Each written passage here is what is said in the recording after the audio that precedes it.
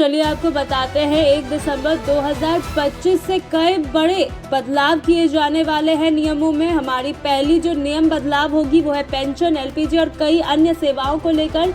1 दिसंबर 2025 से pension scheme, life certificate और LPG सहित कई सेवाओं के नए नियम बदलेंगे।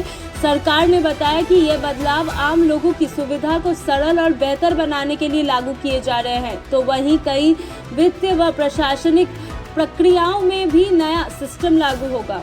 तो वहीं हमारा दूसरा नियम बदलाव एसबीआई से जुड़ा हुआ है। स्टेट बैंक ऑफ इंडिया 1 दिसंबर 2025 से अपनी लोकप्रिय एम कैश सेवा बंद करने वाली है। 30 नवंबर के बाद ऑनलाइन एसबीआई और यूनो लाइट पर एम कैश से पैसा भेजने या कलेक्शन करने की सुविधा उपलब्ध नहीं होगी। अब ग्राहकों को यूपीआई, आईएमपीएस, एनईएफटी या आरटीजीएस से ट्रांजैक्शन करना होगा। इसके साथ ही एसबीआई ने कुछ debit card transaction service charge भी बढ़ा दिया है। सीमा से अधिक ट्रांजैक्शन पर 23 रुपये प्लस जीएसटी देना होगा।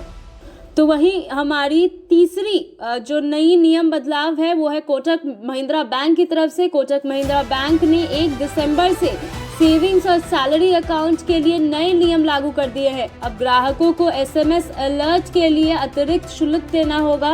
बैंक ने यह बदलाव बढ़ते ऑपरेशन कॉस्ट के लिए चलते किया है।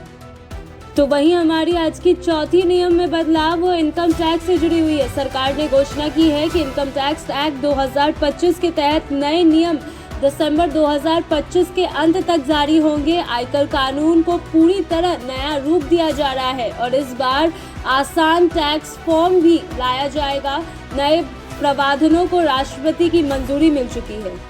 तो वहीं हमारी आज की पांचवी खबर भी पश्चिम बंगाल से जुड़ी हुई है। 1 दिसंबर 2025 से पश्चिम बंगाल में नया ई चालान सिस्टम लागू होगा। जी हां, आईटी और परिवहन विभाग ने मिलकर सहयोग नाम का एकीकृत प्लेटफॉर्म बनाया है। अब चालान भुगतान, पीयूसी और फिटनेस सर्टिफिकेट सब एक ही प्लेटफॉर्म में जुड़े रहेंगे। सभी ट्रैफिक चालान 1 दिसंबर से इसी सिस्टम के जरिए जारी किए जाएंगे।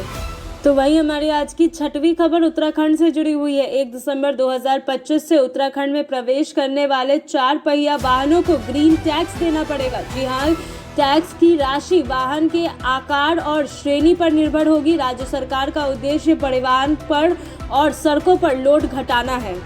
तो वहीं हमारी 7वीं नियम बदलाव बिजली बिल राहत से जुड़ी हुई है। राज्य में 1 दिसंबर से बिजली बिल राहत योजना लागू की जाएगी। अधिकारी घर घर जाकर जानकारी दे रहे हैं। इस योजना में बकाया बिलों के ब्याज पर 100% छूट मिलेगी।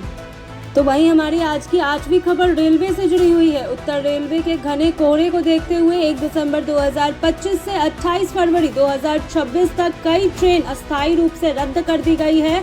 इसमें रोजा बरेली, बरेली से मुरादाबाद, लखनऊ से सहारनपुर और सहारनपुर से सीतापुर जैसी कई पैसेंजर ट्रेन की सूची में नाम शामिल है।